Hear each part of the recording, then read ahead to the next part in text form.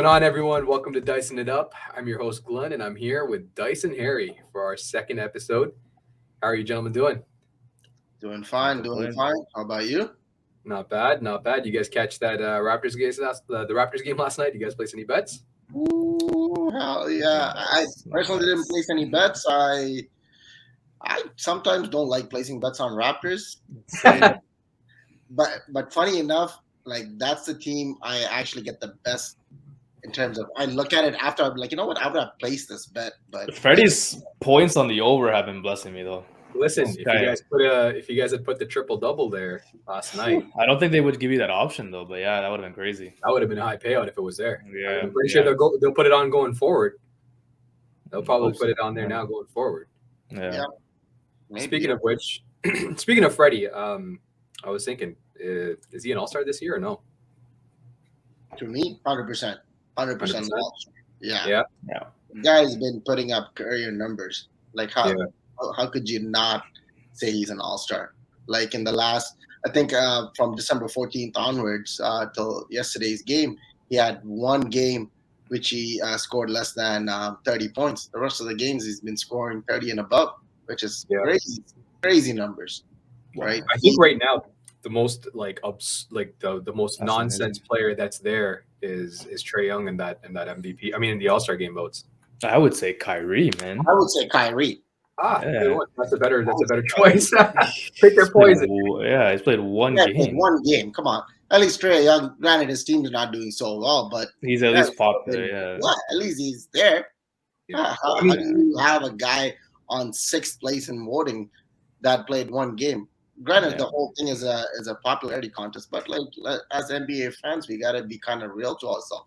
Let's vote for people that are actually on the court, giving it all, right? Clay With Thompson's there too, and I was just like, I love Clay, but another guy plays another guy it that's on shouldn't there. be there. Come on now. But coming back to Freddie, though, he deserves it. Like his Yeah. sheer willpower has been winning us games. The guy's been stepping it up third and fourth quarter to just literally pull us back into the game. The knock on Freddie has always been field goal percentage, and this year he's been shooting, taking really good shots, right? Whether it's beyond the arc or within the arc, right? Taking it to the rim. He's been doing a great job and getting his teammates involved, right? Yeah. Young team, and he is the de facto leader right now Yeah. of the team, right? After Kyle Lowry left, the torch got passed down to him, and to me, he's doing an amazing job, and coach agrees.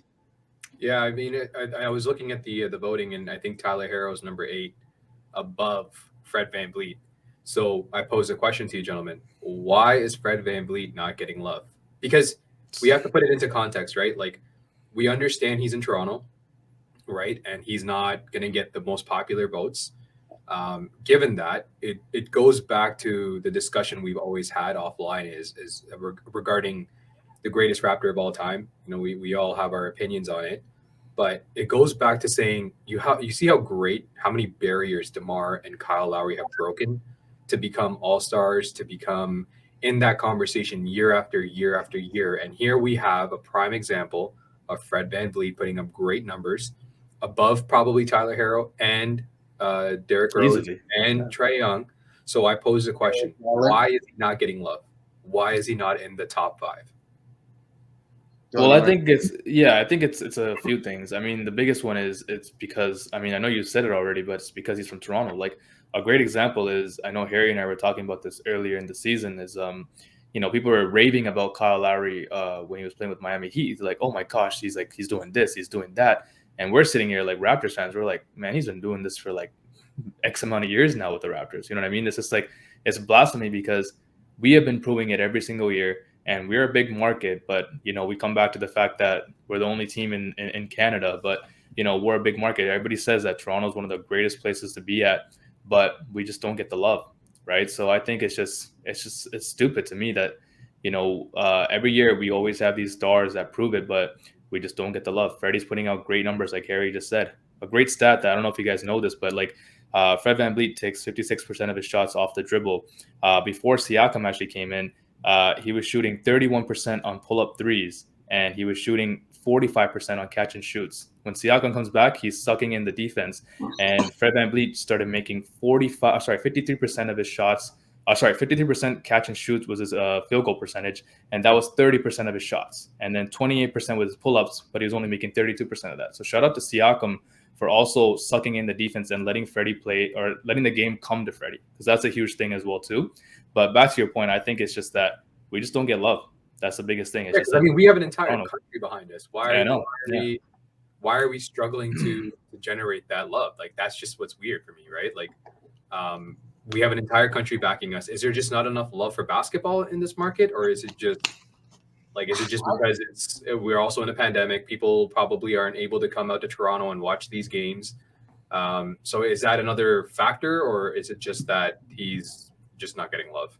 It very well could be, right? Like, Canada still is mainly a hockey country, right? Yeah. So basketball is up and coming. Definitely, with especially the young stars that we've been producing all around NBA, right? The young talent. But all that said, he is well deserved. And granted, he's also an undrafted player. I went back, I couldn't even find other than Ben Wallace, who was the last undrafted player that went into the All-Star game. Crazy. Right? Wow. That's pretty nuts. That also plays into part. Like, I don't think that people think he deserves to get in there because he's an undrafted player. Right. Yeah. So people also kind of sway their votes towards these stars that have, had excellent college careers, been, in the MVP races prior to, in the prior seasons, the big name stars. One thing that still surprises me, Carmelo still gets top 10 votes. Right. So it goes to show that it's still a popularity contest. It's not season by season who does best gets into all. Right. So do we have to remove fans from having the opportunity to vote? I don't think it needs to be removed. I think right now it's at a 50%. Bring it down a little bit further, right? Maybe go down to 25. Coaches get 25. The media gets 25, and then I don't know, most of the players. Yeah. Yeah. I don't think the players get to say who is in, but I think they kind of should. They should know their players, right? Yeah, I mean, because they get to go up against these guys. I'm pretty sure they're sitting there like, man, Fred VanVleet's a beast. I gotta put this guy in. I mean, if I'm being fair, goes out and grabs rebounds, and guards bigger players. Like he's a monster out there. Yeah, I mean, if I'm being fair, as much as I love my Toronto teams as well, and I love Freddie, but I wouldn't say he's a starter. But I think definitely he deserves an All-Star reserve. Definitely 100%. Who would you say in terms of your top 4, 5 guards in the East right now? Definitely, I think we can all agree on the fact that DeMar is number 1. That's 100%. He's been playing lights out. I think I would put LaVine as number 2 because same thing. He's been playing ball. He's just been balling out. Outside of that, then I can circle back to Freddie, Harden. I would say probably those 2 are the next that come into my mind. I don't like Harden, but obviously you can't really deny his brilliance of play recently as well. The last 8-9 games, he's been going crazy. So I would say that's probably that's how I'd round out my top 4. Yeah. What about you, Glenn? I would go probably DeMar, LaMelo Ball, Zach LaVine, and then Freddie. I would go as at my 4. Because honestly speaking, I don't think I get James Harden's there because it's James Harden, but if you're gonna have James Harden, then like Dylan once told me, he was like, bro, at the end of the day, the Nets are expected. You have 2 amazing players, 3 as well. Yeah, but you can't deny their stats too, though, right? No, I'm not saying they can, but if you look at their stats, I think even James Harden doesn't have as great numbers as Fred VanVleet does. So, right? Yeah, if you look at percentages, I think James Harden's shooting less than 42%. That's what I'm saying. His last 8 or 9 games, he's been playing lights out. But it's got to be an entire body of work. It can't just be the last 9 games, right? We gotta let's be real about that too, right? But I would definitely say number 1 is DeMar. Number 2 probably for me, I would say LaMelo Ball. And then 3 Zach LaVine, 4 would be Freddie. That's kind of where I go. What about you, Parrish? I would go DeRozan number 1. I agree with you guys. Ex-Raptor playing lights out, hitting clutch shots. Honestly, that team's been amazing. He actually stepped it out and brought them into a light that Bulls haven't seen in quite some time. I would say since the Derrick Rose era. I would say DeRozan number 1 for me. I got to give my Toronto love. Freddie 2nd for me. LaVine, LaMelo, And I would also throw in Darius Garland there. Without Sexton, he's been playing pretty lights out there as well. So good Sexton's still playing. I think he's injured. No. No, he's out for the year. He's out for the year. Yeah. He's out. Yeah, So yeah. without Sexton, Garland's been stepped up. Been stepping Yeah. up. Yeah, Yeah. fair enough. Fair Yeah. enough. So we I guess we can all agree that Freddie's not in the MVP conversation then, right? Definitely not. Not this year, at least. So speaking of MVP, then let's have it here. Who's everyone pulling?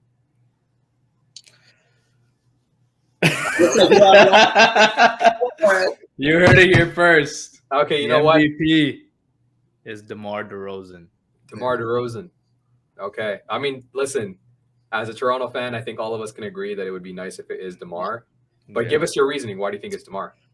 Well, many reasons. Well, he's been helping the Bulls win many games where Lonzo wasn't there, Levine was out, Vucevic was out. Second in clutch points with 67 points. I remember looking up that stat. Their record is the best in the East right now. When DeMar is leading in scoring, I believe the Bulls are 13 or 14-3. Overall success, right? The team has just been playing lights out.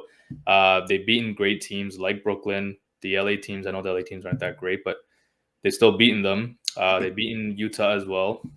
He's averaging 27, 5, and 4. No, 4.5 assists a game. And I think he leads the NBA in fourth quarter scoring. So when you need to win the game in clutch moments, he's leading that with 241 points. I think the second guy was Giannis, who's 20 points behind, something like that. So I know it's out of range because it's not a popular name like a Giannis, a KD, a Steph, but I think you got to give love where it's credit where credit is due. This guy's been balling, and give some love, show some love for a guy that's usually not in that race, but who deserves to be in there. Yeah. I mean, I personally think Steph Curry is going to win MVP this year. A lot of what teams a lot of the MVPs that we see is based on not just their individual talent, but their entire building, their entire team structure as well. So when you look at DeMar, he has an entire team surrounded of very, very good players to help his numbers inflate, right? I mean, to be what they are. And I feel like with Steph, he has had probably the worst statistical season in a very long time for himself. But I think he's in that conversation because the one knock he's always had is he was never a good defender. And this year, he's actually number 3 in defensive shares. So he's pulling his defensive numbers up.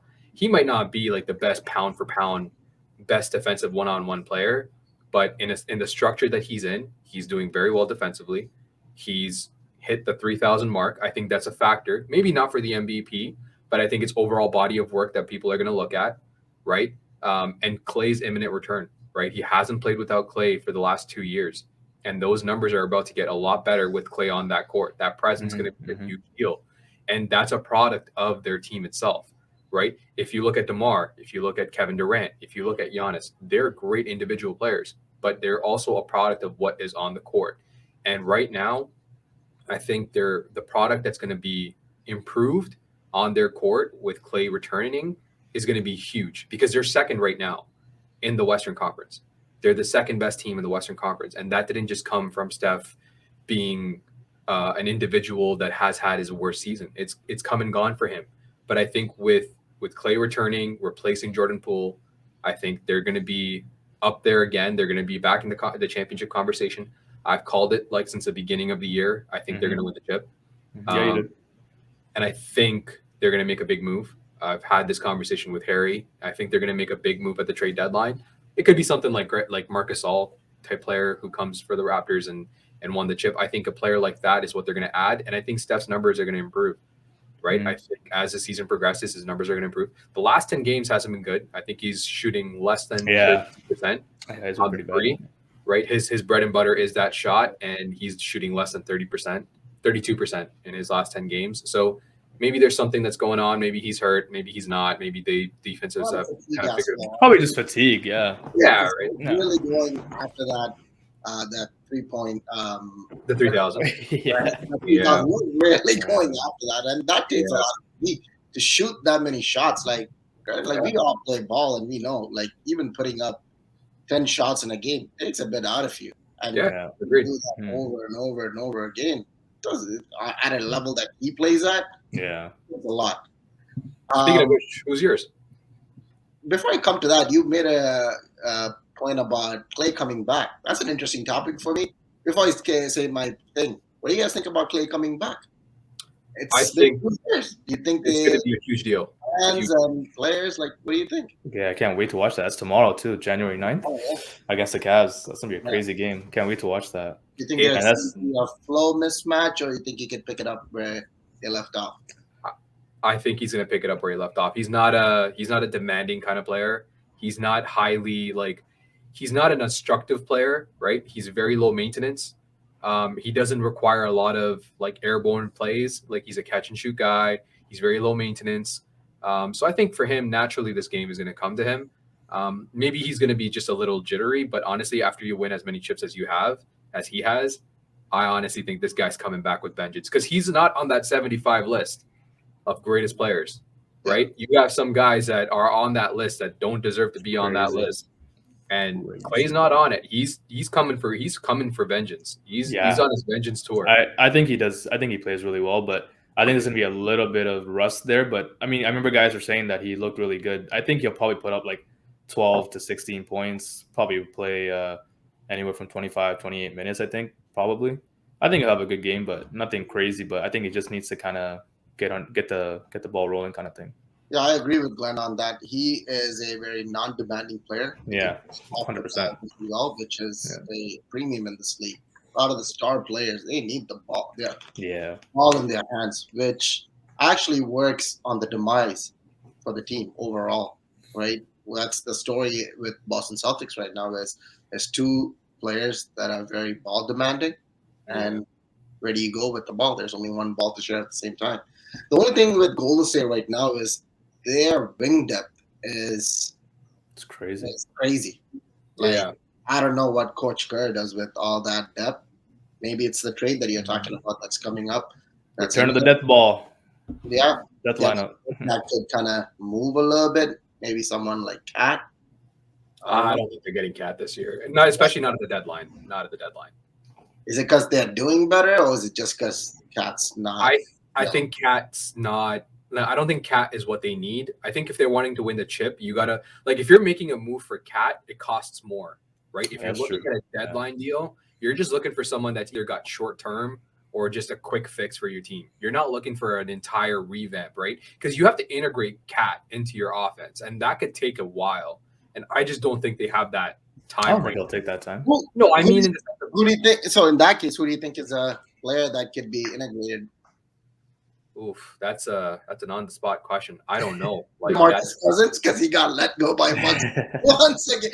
At this point, I think Cousins has more jerseys from different teams than any other player. Yeah, I think a good guy to look at, and I know this will never happen, is probably a guy like Nurkic, right? I don't think he fits their system, but I think he's a big that can just crash the body. And you know who would be amazing actually would be Sabonis. If they can find a way to get Sabonis on the freaking Warriors, man, that's going to be a hard. Yeah, but he does a lot of the same things that Draymond does. But right? Whereas he stretches the floor. Yeah, as well. He stretches the floor, but I think Cat would be a better option because he's another scoring option for Clay and for Curry, I don't see it. I don't see Minnesota giving up Cat, man. I'm sorry. No, I understand that. Yeah, I get that. But let's ignore that part. We're just saying who fits best, right? But I think if we're being realistic, if you were to give up James Wiseman and you say, hey, Minnesota, you start with James Wiseman and I don't know, maybe throw in a couple other picks or something like that. They still got young guys too. To me, if I'm in that position, if you're Minnesota and you say, I'm going to give you Wiseman, if you're Minnesota and you're going to the Warriors and you say, hey, we're looking for a deal, and they start with the conversation off as Wiseman, I'm not appealed. I'm honestly not appealed. If you were to go to Toronto and say, hey, look, Cat's on the market, and Toronto says, I got Pascal for you. Minnesota, at the end of the day, we have to look at it from an ownership point of view. They want to sell seats. It doesn't matter if they don't want to win chips. If that's not their focus, we don't know what the owner's focus is, if he wants to win chips or not. But at the very least, he wants to put butts in the seats. We're still in the pandemic. At the end of the day, these guys still want to sell tickets. They still want to sell merchandise. And Cat is going to do that for them. regardless, like unless Cat or Ant? Cat is doing it right now. He's still the top. He's the best center in the game. Yeah, Right. He's one of the best center in the game. No, one of the best centers. I was gonna be like, honestly, I thought I was like that kind of slid through my mind for a second. I'm like, hold on, best center, you forgot Jokic, you forgot Embiid. Yeah, I know. Yeah, Sorry, yeah. I was like trying to. I was like, wait, not the best center. He's one of like top 5. I'm pretty sure. Top it's 5, yes. Yeah. Right. So that still sells tickets, and like regardless, in Minnesota, Cat jerseys are going around. So merchandise is really important for the ownership. I don't think they're going to move Cat, especially to a team like Golden State. They're not. They're all hating on Golden State. They're not going to want to help Golden State. But a team like a player like maybe Sabonis, if you can talk to the Pacers, who said they're openly going to be rebuilding, right? And you go to them and say, look, I have Wiseman and 2 first-rounders. Are you willing to take this plus whatever I can throw in, like with salary fillers? I think Pacers are going to be like, you know what? Let's do it. You're not in my conference. I don't care. I don't care to help, like, give you Sabonis out there. I don't have to see Sabonis. Go for it. Take the deal. There's a high possibility for it. Bonus or Miles Turner. Miles Turner, exactly. There's also Miles Turner, but I think the biggest fit for the Warriors would be Sabonis. A ball moving. Actually, I think. Liability. Why would you go with someone that's a defensive liability?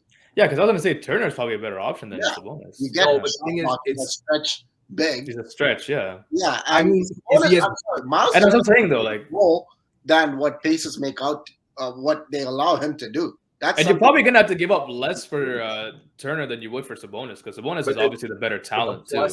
The plus on Sabonis is higher than Turner, because you have a guy that can move the ball, that can take the ball away from Curry to run around.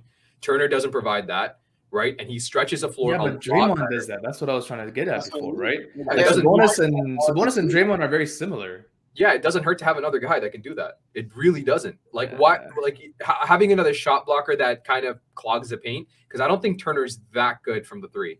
No, he's been good. He's been getting better. Yeah, but I don't know if they want better right now. Leading shot blocker that's always in the Defensive Player of the Year candidate. Right. Yeah. So now you have 2 guys, Draymond and Miles Turner, in there, and he's a pretty decent passer too. Who do you need him for? Who are you getting Turner for? Like who in the West as a big are you trying to protect against to have Turner? Because there's Cat. He's not going to be in the playoffs. Like come playoff time, you're not going to need to go worry about Cat. You're going to have to worry about Jokic. But Jokic is it plays all around. So realistically, Jokic doesn't play to the rim. He plays behind the rim. AD play at the rim. KD. AD. No, AD. they're not moving. Well, they're not moving AD though. No, I said like no. Protect against AD. To play against Gotcha. Right. So I mean, maybe AD, but that's one guy. Like I would like it's. Jokic. You can't go wrong. I think you can't go wrong with either. Rudy Gobert. Yeah. Speaking of speaking of Jokic, let's bring it back to the MVP conversation, Harry. We haven't heard your mine your is undisputed champion of the world right now. Giannis plays so hard on both ends of the floor. It's just, to me, it's a runaway. The only reason I think he might not win it is the reason that LeBron doesn't win it certain years is it's too easy. Yeah. Like people don't vote for a guy that, like, if he wins it this year, what is it, like 3 MVPs in the last 2 years, and one of them he won both the Defensive Player of the Year and the MVP. Like sometimes there's voter fatigue, and that's the only thing I would see him keeping it away from him. The guy is top 10 in points, top 5 actually, 28 points a game. Yeah. He's top 10 in rebounds, 11.4, 6 assists a game. 32.0 in PER, 1.4 in steals, 1.1 in blocks. Like he's all around candidate. He's everything, Defensive player. He's hand in everything, yeah. And defensive player. He's top 5 in Defensive Player of the Year and top 5 in MVP. Yeah. Right now, he's leading. As I think the latest stats that NBA.com released, he's leading the rankings right now. It's just the guy plays, so hard on both ends of the floor. He gives it out. Everything that he got on the floor, right? Yeah. He is like unstoppable force on both ends, right? I forgot against which game he made another ridiculous block, and I'm like, how did he just the hops and the skill level and the mindset to do what he does? Sometimes it's just crazy.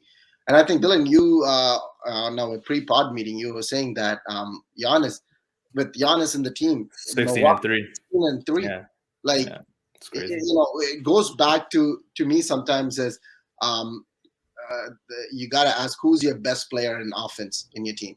Mm. Giannis, in terms of Milwaukee, who's your best defensive player in your team? Giannis again, right? And that kind of chimes in league-wise for him. Mm-hmm. So to me, it's just undisputed. Once again, it's Giannis.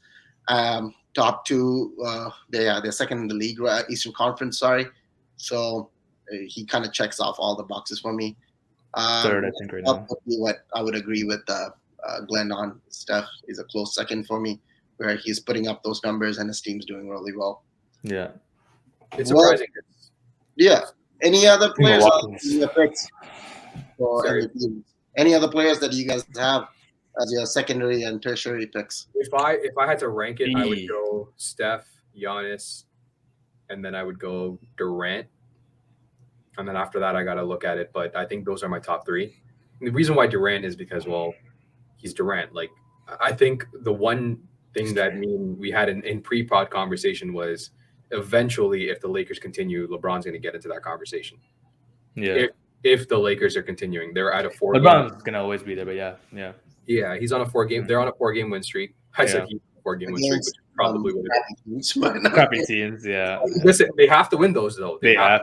Hey, their schedule gets tougher, man. You lose against Houston, like I don't know what. Okay, see, they lost it, man. They gotta.